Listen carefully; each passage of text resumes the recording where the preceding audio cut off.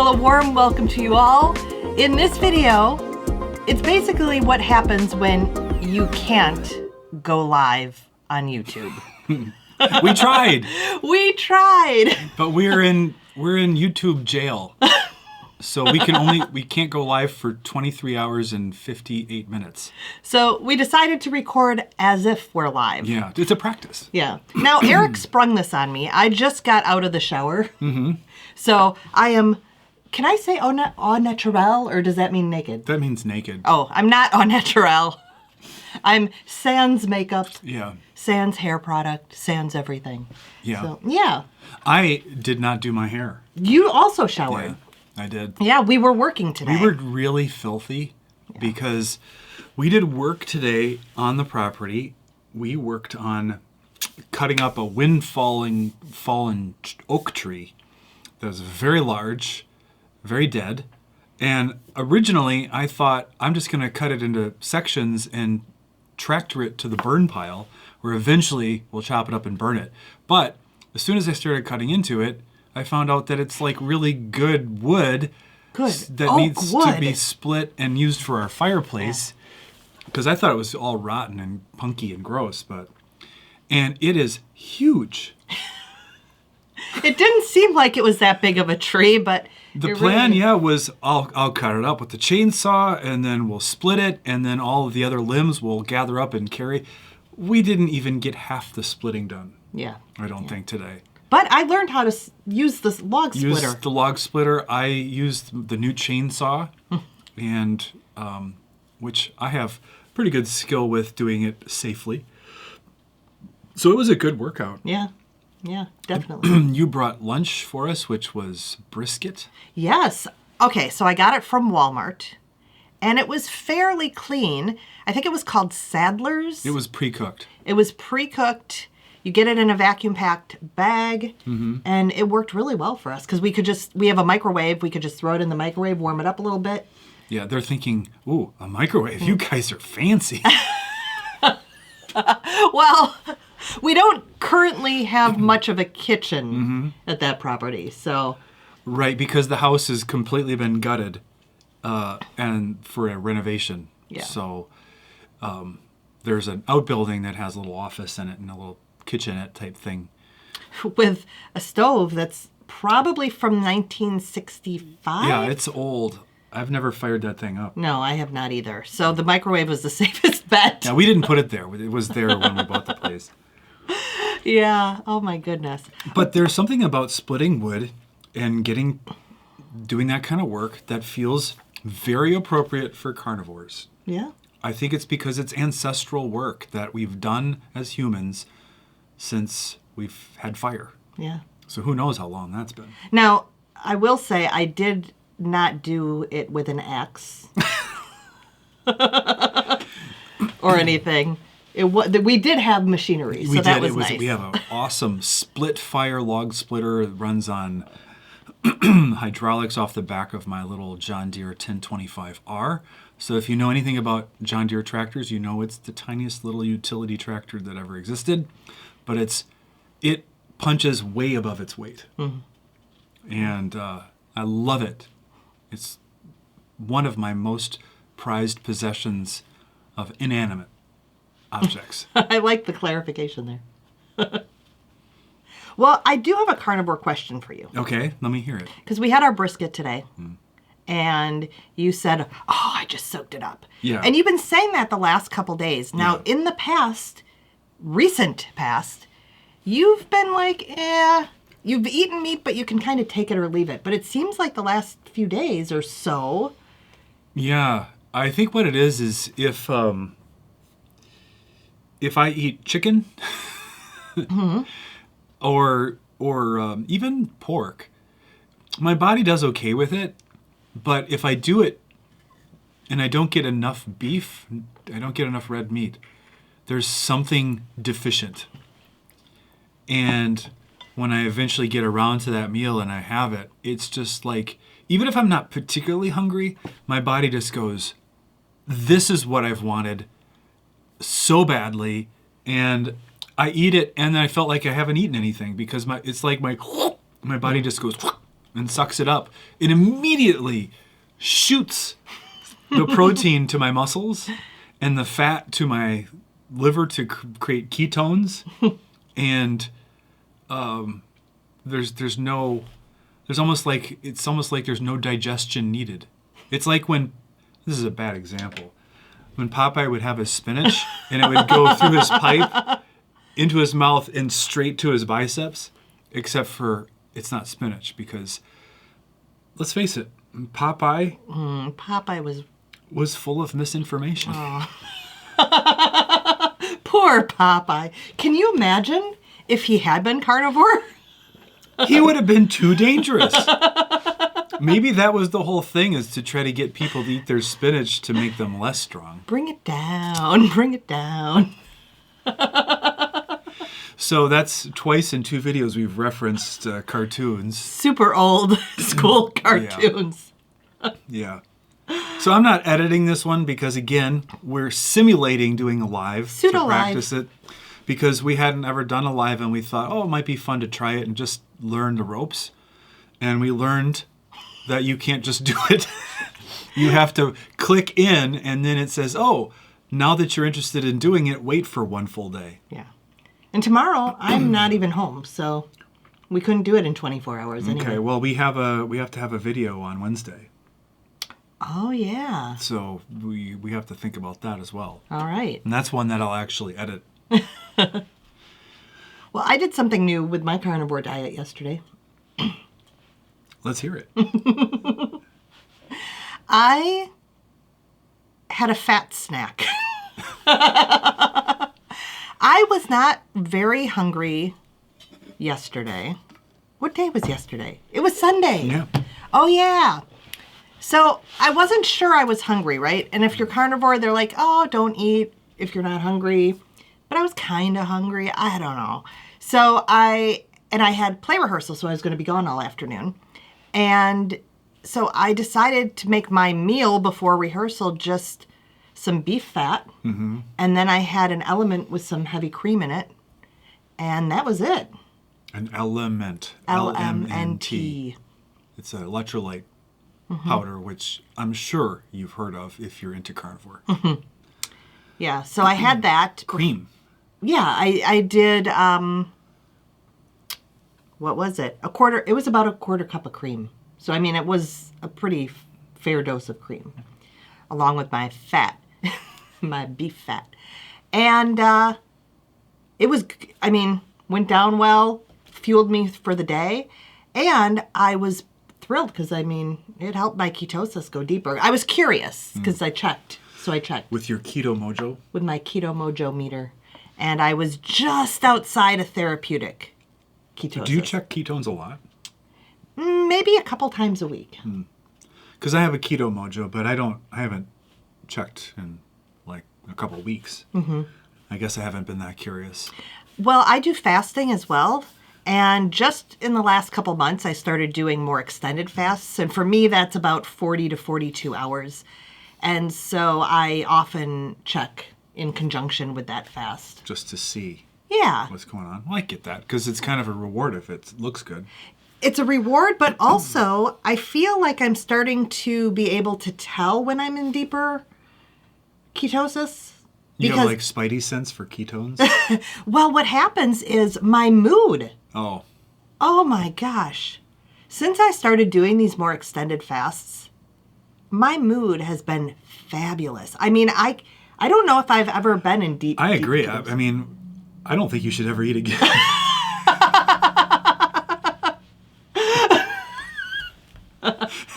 Well, and it's funny though, because I can tell such a difference in my mood, and that carries. Even if I'm not in as deep a ketosis, it seems to carry, which, like you said, you've noticed. And I almost feel like I'm doing my extended fasts. It's not a set day of week or anything. I start to feel less chill and less happy. And I'm like, oh, it's time for a mental reset. And that's when I do my next fast. Interesting. Yeah. And you think it's the deep ketosis that makes you feel... I think so. So yeah. Good. Yeah. Well, that matches what Dr. Eid says in Change Your Diet, Change Your Mind, because that's about mental health and ketosis, and she does talk about needing to be into deeper ketosis for that benefit.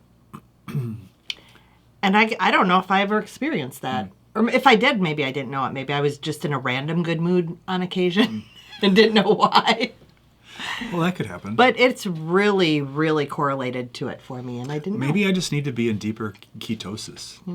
Because my mood is, I mean, it's generally good. Yeah. But I don't feel like I'm just happy like you are. Maybe crazy. it's because it's that trap of you want to be happier than you are, and therefore there's a difference between what you want and what you have, and that actually detracts from your happiness. Yep. I understand that. So that's a trap. It's a gap trap. Trap. Star Wars reference. Yeah. No commenter has ever asked about R2-D2. I know. Yeah, I've been waiting. I have nothing to say. It's R2-D2. What do you want? Yeah. It's not the real one from one of the movies. It's not. That one Careful. is also not this Lego R2-D2 that I happen to have right here. Lego R2-D2 has on him a tiny R2-D2. How many R2s can you have? I have so many R2s. And that was an aside. That's okay. This is alive. It's a Pseudo-live. pseudo-live. I don't know why I did this. Because when I said pseudo, I didn't need to do the air quotes. Did you negate the pseudo by doing the air quotes? Well, I certainly didn't make it a real live by doing that. No. One of the nice things about this being our first live being recorded, we have no hecklers in the chat. Because Yet. I suspect that when we do go live, we'll have like 3 people show up and they won't know who we are, and they'll be like, "You're bald." And I'll be like, "Don't talk to my wife that way." So what else is new for you in the keto world? In the or keto the world. keto/carnivore Well, when we were world? getting ready to come out here, thinking we were going to do a live, I was making my element, which this is one of the caramel chocolate, which was seasonal, but I don't know if it's part of their... It's permanent now. It's permanent? Yeah. And I also have a crap ton of butter in it because our dinner wasn't very fatty because it was, what was that, pork? We had pork loin tonight. Pork loin. Yeah. Which was good, but I needed to supplement fat, and this is probably not even enough fat. And I put a scoop of creatine in it because I've been supplementing with creatine, and I had heard from, I think it was Mark Sisson, who I mention frequently, but he's the ancestral eating, but he includes greens and stuff in his plan. But he had posted somewhere that he sees creatine not only as a supplement for, basically, it aids in hydrating the muscles, which can increase the appearance of volume, but can also prepare them to do bursts of energetic work like lifting heavy weights. And so if you supplement with creatine for a while, you kind of load up on it, and then when you do your weight training, you can actually move more weight. But he also sees it as he called it a nootropic. So it was affecting his cognitive state with, I don't know, sharper thinking or whatever. And I will honestly say that having been taking it for, I don't know, it might be a month now. I feel like it's about a month. I did a loading phase, which there's protocols for that, where you take 15 or 20 grams per day. It can be a little tough on the digestion, but I definitely noticed an improvement in my strength during resistance exercise. And but I have not necessarily noticed any cognitive benefit, but it could be so subtle that I wouldn't notice it. And I mean, let's be fair. How would I notice a little more cognitive ability in this brain? That's like putting a drop of water in the ocean. You just wouldn't notice it. Well, I know... I had to wait for that to simmer a little bit. I know some people in the community, keto community, obviously not carnivore, who use sort of mushroom extracts and so forth for that type of thing. And they say it helps them with their sort of ADHD type thing. Really? Or their mental, they get more mental focus if they're really scattered. So like lion's mane or that type of stuff. Yeah. I remember when that was becoming popularized as a substitute for coffee. Yes. And it was Tim Ferriss popularized it with one of his sponsors. For the life of me, I can't remember what they were called. Sigmatic, 4 Sigmatic. And I remember I got it and I mixed it into water. I'm like, I'm not going to drink coffee. I'm going to drink this mushroom crap. And I got one sip in and I dumped that right down the drain where it belonged. It was not a substitute for coffee. It's like putting carob chips in your cookie. You might as well not do it. Just skip it. Yeah. What's better? Well, I was going to say carob chips or raisins, but... I hate to say it, but raisins, as evil as they are in a cookie, would be better than a carob chip. But we shouldn't be having cookies. That's why I was like, I shouldn't even say it. I was on a subscription many years ago for little mushroom shots that I would take every day. Liquid. Yeah. They had to be refrigerated. And at that time, too, I was... Before pre-carnivore, I think I've mentioned, my health always felt like it was being propped up by supplements, and if anything was off, it would throw me way off. And this mushroom was supposed to be helping that. It didn't. It didn't do anything? I didn't notice any difference, and I was on it for probably a good year. Oh, wow. Like that's a commitment. Committed to it. Yeah. Well, and you're on the subscription, so... So it just keeps showing up. It just keeps showing up. Okay, I'll eat the mushroom stuff. Do you remember when we did that box of juice cleanse that yes. It was pre-prepared in these little half-pint bottles? It was, yeah. And there was like a green one and there was a white one. It was like probably almond milk or something. I think so. I think it was. There was ginger. But during the course of the day, you drink different ones. And you wouldn't eat, right? No. It was a juice fast.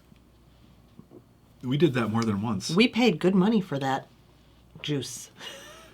My memory of it was that it tasted pretty bad. Yeah.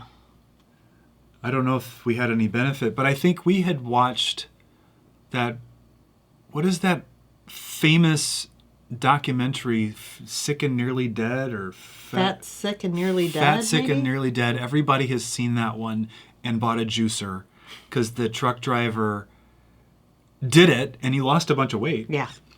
And improved his health, but I mean, he was severely calorie restricted, I would think. Yeah. I don't really know.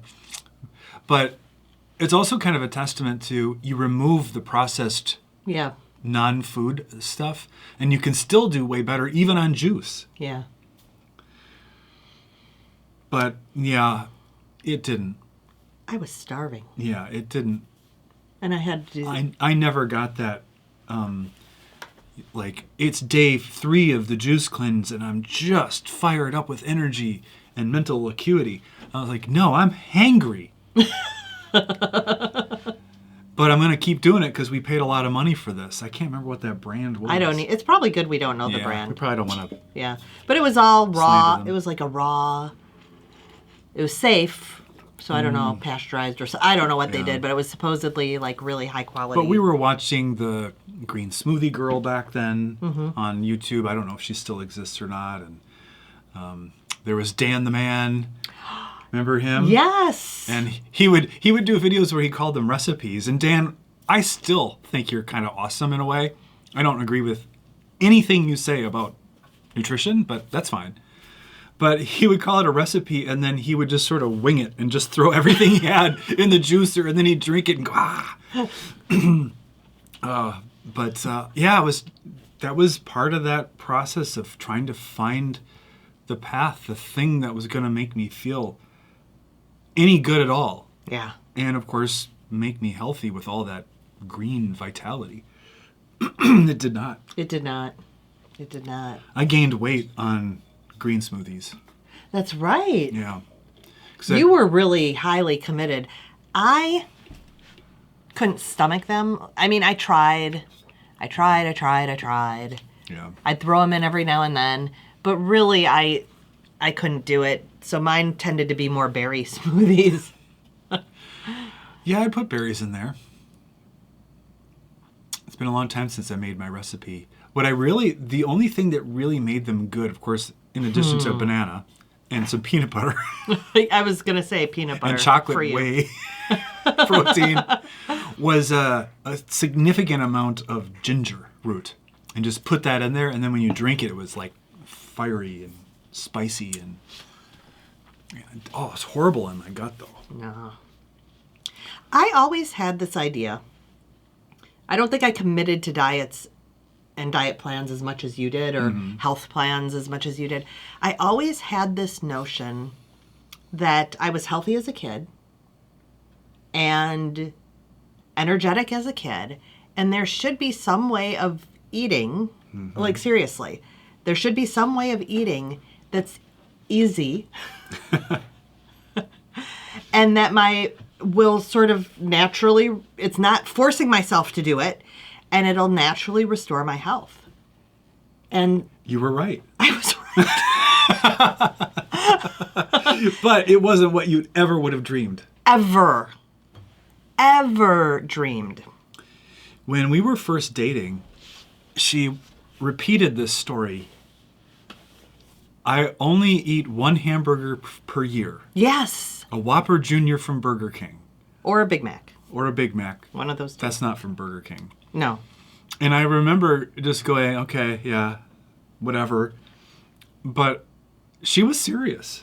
She didn't want to eat that meat patty. No, I really did not like meat, but about once a year I would get a craving. And of course, Whoppers and Big Macs both have their own flavor profile too. Yeah. And you don't really even taste the meat much. No, it's just mashed into the bite. Yeah. With all the other ingredients. Yeah. But getting the craving, do you think maybe you just needed red meat and that's how your body knew to signal it to you? Yeah, and even back then I think I would have said that. Oh, okay. I think I would have said that. But I thought I was still getting pretty decent nutrition. I knew I didn't eat meat much at all.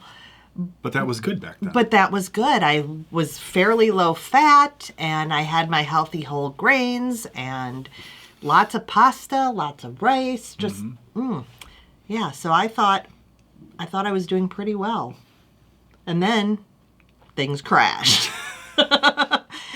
Like around age 30 for me, which is pretty young. Yeah, I think I started crashing sooner because my diet was terrible from the moment I came into this planet. Because my breakfast when I was a kid, well, you probably had cereal, right? Yeah. Sometimes. I had chocolate chocolate Pop-Tarts for breakfast every day of my life, probably into my 20s. And when I was a little kid, I drank grape high C with those, which isn't a great pairing, but I loved it. So I subsisted on fortified fake foods. Yeah. My diet was slightly better. I would have for breakfast, usually, sometimes it would be cereal. I didn't like milk, so I would only have chocolate cereal, so the milk would turn chocolatey. And I would have toast most days and Nestle's Quick. And you remember the Quick days. I remember the Quick. Yeah. And then lunch, though, would be often a salad or a sandwich. And then a granola bar, sandwich and a granola bar, and an apple and a Coke. I'd have a Coca-Cola a day when I was a teenager on. And then dinner, though, my mom would cook. And so she often we'd have sort of a hearty meat and potatoes type old-fashioned dinner. And she would also sometimes bake bread. So sometimes we had homemade bread. Oh, wow. Yeah. We never had homemade bread until when I was much older. My mom got one of the bread makers during the bread maker craze. Yeah. When those first came out. Yeah. And then it would be the heaviest, densest. And I loved it. But what she made, when I loved, was the pot roast. which I didn't even know I liked pot roast until one day she made it. And it had potatoes and carrots in it. But alongside it, she baked 2 tubes Baked. of the, what are those, Pillsbury? Yeah. Grands biscuits? Or... Yeah, they're Grands. They're called Grands. And they're 250 calories a piece, dense, probably just saturated with seed oils or something. Probably. No idea. And then you'd sop up all the juices from the pot roast in that thing, and I would eat those like I was a young man with an endless appetite. And I loved that. It was one of the few things she made that I liked. I just had a thought. So I've tried to make chuck roast since we've been carnivore, and you don't love it. I don't. You kind of choke it down, and maybe it's because there's some residual resentment that there's not a Grand's biscuit sitting next to it. It could be. I don't know. I don't know enough about cooking to have any guess about why it doesn't excite my taste buds, but it probably is that what I liked about it wasn't the meat, but everything around it. Yeah, the potatoes and carrots too. But I mean, so what? I cook it anyway. Sometimes I want it, so you have to just suffer through. Yeah. The one thing my mom made that was not food, for sure, was meatloaf. And I remember I had to just douse it with ketchup just to be able to get to swallow it, because she cooked it until it was dead. Yeah. And I have never had meatloaf since. Neither have I. My mom did the same. Can you make a carnivore meatloaf? I think you use panko. Which is? Sorry, not panko. Pork rinds. Pork rinds. Pork rind panko. Because what, meatloaf has bread in it or something? Yeah, you usually use some sort of a bread. You use some eggs. I so don't it's know like what a else. meatball in a loaf shape? Yeah. Yeah. Yeah, well, if you know of a carnivore meatloaf recipe that you think is good because you've tried it and actually gotten it down, let us know, because I'm curious. Because it might be something to try. Yeah. We've mentioned in previous videos, both of our mothers tended to overcook meat. Yeah. And I think that was just how it was back then. Because you didn't want to get sick from some bug that was in the meat. Yeah. And they weren't walking around with meat thermometers or anything. They just... No. My mom never used a meat thermometer in her life. When she made the turkey, it was that little pop-up thing that came in it that's supposedly not very accurate. Well, it didn't matter because she cooked it until there was no moisture left in it. And then Yeah? And then when it was time to carve the turkey, Yeah. that wasn't done on the table, but she would call my dad in to come carve it and would use the electric knife Sure. they had been given for their wedding gift in 1950 whatever. And that thing, whenever he'd fire that up, it would make our TV go all staticky every time it was on because it was sending out some weird RF signal. Huh. Yeah, that thing. I bet your sister has it. She might. I don't know. Maybe.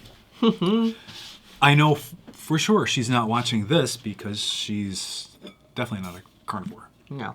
I don't think she'd ever look for a carnivore video. I don't think so either. No. But she's great. I love her. I don't try to tell her what to do, and she doesn't tell me what to do. So that makes us happy. That's good. Yeah. Yeah. So that's the dry turkey story. Yes. Probably wasn't very interesting. Now that I'm rehearing what we just talked about. It might not be interesting, but I bet there are people out there who they can relate. Yeah. Who can relate. Yeah. We also, I told you my diet was slightly better than yours, but for a period of time, a couple of years, we were actually on like the Women and Children program while my mom went back to school. We were on welfare. And so for a while, we lived on generic white box, generic macaroni and cheese. So do you remember when generic was like that? Or maybe you didn't have that in your family. No, I saw generic products on the shelf. So it'd be white with the black lettering. So we'd get the macaroni and cheese and then cream of mushroom soup and ground beef. And so my mom could really put that all together. And again, she felt like we were getting a balanced meal there. And we lived on that welfare casserole for Yeah. many, many times a week for about 2 years. I got so sick of that. I'm serious. Anything that resembles hamburger, because it was kind of like a poor man's hamburger helper. And, I can still remember what it tastes like. And I just got sick to death of it. Ugh. Kept you going, though. It kept us going. Yeah, it did. Yeah. It did. And now we're powered by beef. Mostly beef. We Butter, had pork tonight. Bacon and eggs is what I eat. My breakfast is the same every single day. I did a video of what I eat in a day, which you've probably already seen. But if you haven't, check it out because it's short, unlike this. And I edit out all the talking. Well, not all of it, but... We say nothing. Yeah, but you can see my breakfast, which is 3 whole eggs plus 3 egg yolks. And then I scramble that using the Gordon Ramsay technique that we learned from the master class, which is the only episode I ever watched, which I think was the first one. I think it was. And after that, it would be too advanced. And air fry 3 or 4 pieces of bacon. And then I put it all on the plate, cut the bacon all up because I don't want to eat it by itself.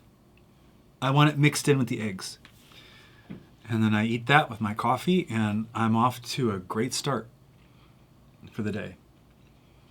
I love it. Now, at first you started with sriracha sauce in there. I would put shredded cheese and a little sriracha on that back in the day, but sriracha is not carnivore. It's actually got a lot of sugar in it. And for a long time, it was really hard to get because there was like a sriracha shortage. It was the main brand, Lafoy or whatever it's called. I don't know. LeFou. I'm sure it's not LeFou. Wasn't he from Beauty and the Beast? He's from Beauty and the Beast. He's Gaston's buddy. Sidekick, yeah. yes. It's not LeFou sriracha.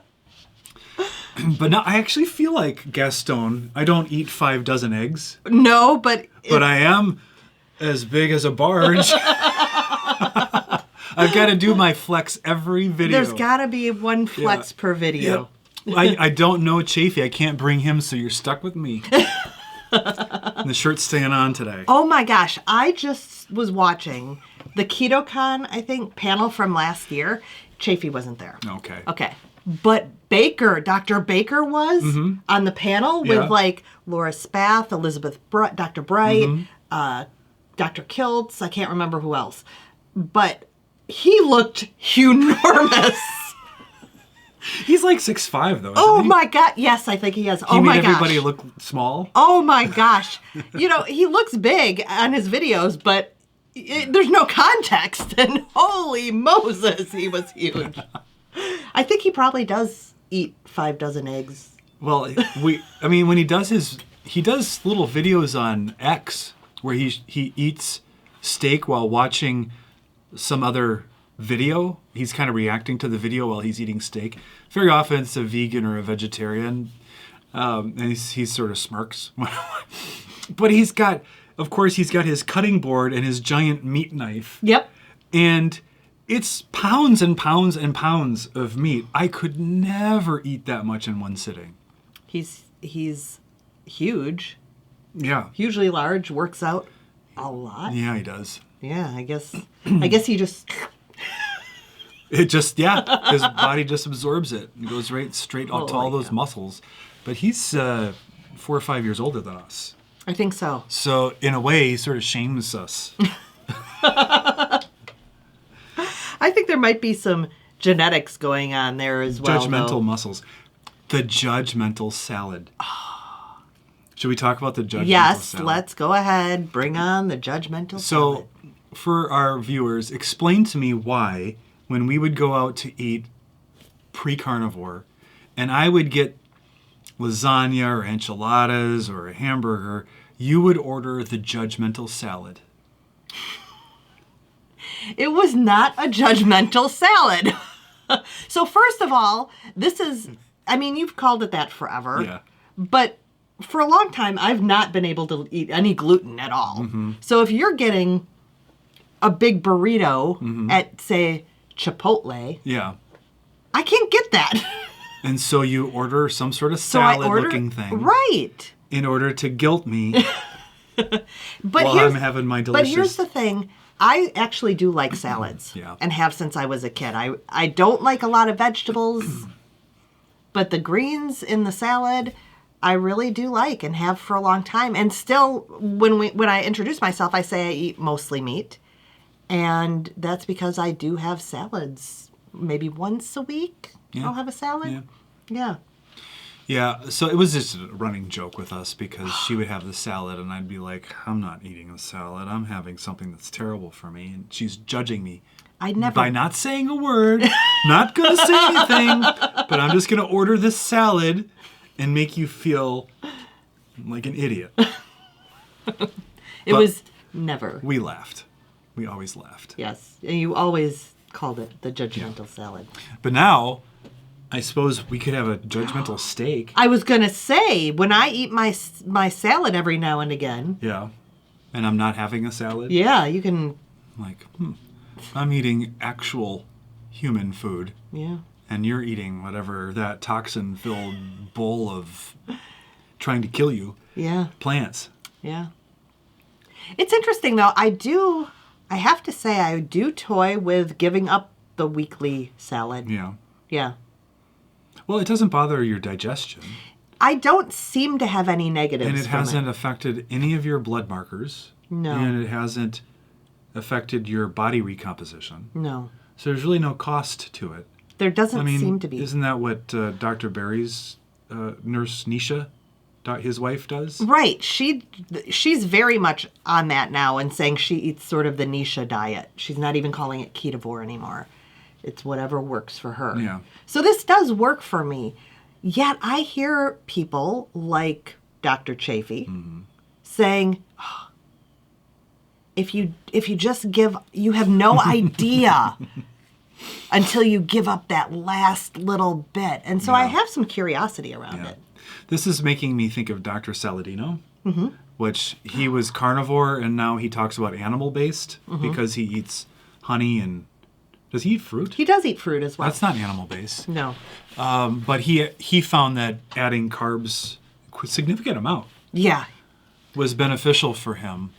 And I don't really have any view on that because I wasn't watching him when I started carnivore. But I will say, just based upon the principle of nominative determinism, where your name affects what you do in your life, if your name is Saladino, you're never going to last as a carnivore doctor.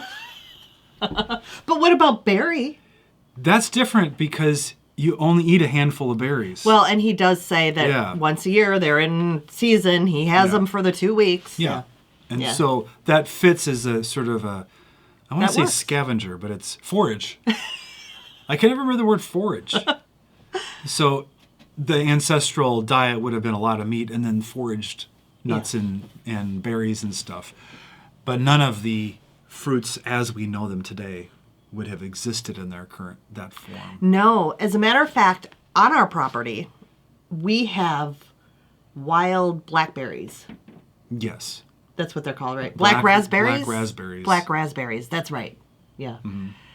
And they grow in this area. I had them when I was growing up. We had them in the neighborhood and would go every summer and pick our berries.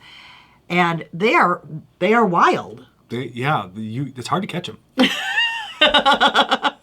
But there's a difference. They taste like the woods. They are berry. Yeah, they're not as super sweet. Although you can occasionally find one that's been in the sun or something and it gets a little sweeter, but there's a little bit of, I don't know if it's tart, but they're still kind of good. They're I love them. Seedy. But you can collect them for hours at a time and not get very many. And you get a lot of thorns in your fingers. And I was just talking about, we also have some wild strawberries on the property. Oh, they're tiny. And they are the size of an eraser on a pencil. Oh. About. Yeah. That's it. For our UK viewers, that's a rubber. Yes. On a pencil. Yeah. So those may be indicative of what ancestral fruits and berries would be like. Mm-hmm. We also have 100 billion black walnut trees on our property. That's an exaggeration. We have a lot of them. A lot of them. And we have still not eaten one single black walnut. No. You threatened to. Yeah, I thought about gathering some of them last year, but I don't really know the whole process of taking the outer thing off, and then you put them in water to see which ones float, and I don't know how that all works. Now, here at home, we've lived here for about 27 years, I think. Something like that. And we have hickory, shagbark hickory here. And it was only about 5 years ago or so when we finally had our first hickory nuts. They're delicious. Really good. A lot of work for very little nut. Yeah. Because they don't come out easy. And if you got to get them before the bugs get inside of them and rob you of all the nut meat. Yeah. So, but anyway, I mean, it is interesting that Saladino went away from forgot about pure carnivore. I don't know what are all the other carnivore names? Baker? I mean, you can't be a carnivore named Baker. What is that? A meat pie? You gonna make a meat pie? Yeah. Who else we got? Chafee? That doesn't really sound No, anything. Kilts doesn't. That sounds like your Bright. shirt's too tight, which on him it always is. It's Chafee. It's Chafee. I got some a Chafee. Chafee shirt. Kilts? Bright. Bright? That doesn't mean anything in terms of food. I know we're forgetting some. Oh, Eid. Some amazing ones Eid. we're forgetting. Yeah. That doesn't sound like... Yeah. I want to make a video about this. About people's names in carnivore? Not about people's names in carnivore. So it was Easter. And my brother asked me, why no vegetables? And I didn't have an answer prepared. I was literally... I was there. Yeah. I heard what you said. I said, I don't like them. But then you said you had discovered that meat contained all the nutrients that we need. There are no nutrients we require that aren't in plants. Oh, I did say that. You did say it. Okay. But it wasn't convincing even to me. No. And I believe you. Yeah, so that was interesting. So yeah, I want to do a video just so I can get my talking points together. Holy cow. Well, I mean, it's a holiday. We went in not wanting to get into it. Well, that is the carnivore. truth too. I Yeah. wasn't, even if I had my talking points, I wasn't going to get my soapbox out. Because already your mother was trying to sabotage you with gluten-free desserts. Yeah, she So- did. But you didn't eat. No, she agreed to not serve the cake she bought. So that was good. After you had told her repeatedly not to buy it. It was quite a discussion. Oh, quite the discussion. That's funny. Yeah, it was interesting. What else is going on before we wrap up? I'm tired. All that work today at the property has kind of worn me out. Yeah, we've got that rest of that tree. We got so much more tree. Like 2 or 3 more. Yeah. And some of those rounds are unliftable by me. I have to lift them with the tractor. And there's another entire tree across one of the trails that's got to be cleared out. There will be tons of firewood in that. Yeah. There's the tree the beaver took down last year that needs to be cut up and removed. What about by the cow pasture? Not our cows. What about? Didn't you say there was one down there? Yeah, that one's over across the trail. Yeah. That's got to be removed. Yeah, and then by the marsh. Oh, that's right. There's another one. I've forgotten about that. Selectively forgot. The place was a tree farm. I mean, it was intended to grow lumber, planted back in the 60s, 70s, and 80s. And now there's a bunch of extremely tall trees that some of them die and then blow over in the wind or ice storms, and then they've got to be cleared up. Yeah. But we knew that. We knew what we were getting into, and one of the beauties of carnivore is that it actually allows us to contemplate doing that kind of work for the next 20 years. Yeah. Maybe longer. Maybe in our 80s I'll be out there with the chainsaw clearing trees and cackling to myself about how I'm going to eat beef and live so much longer than everybody else around me. It's crazy, though, that our journey really started. It's like we bought the property, and the following year I was starting carnivore and fasting, and they've kind of gone hand in hand. Yeah, so it's true. really nice to think about being active and healthy as we grow older. Yeah. And having more energy than we have had the last couple of decades. Yeah, it's great. We're going to both live so long. Our daughter is going to be like, come on. You guys.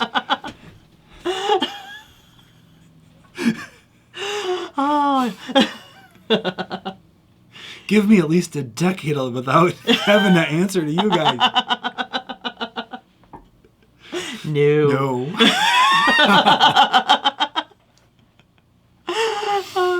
Oh, wow. Yeah. I was just telling you today how I was mad at my dad. My dad's been gone since 2017.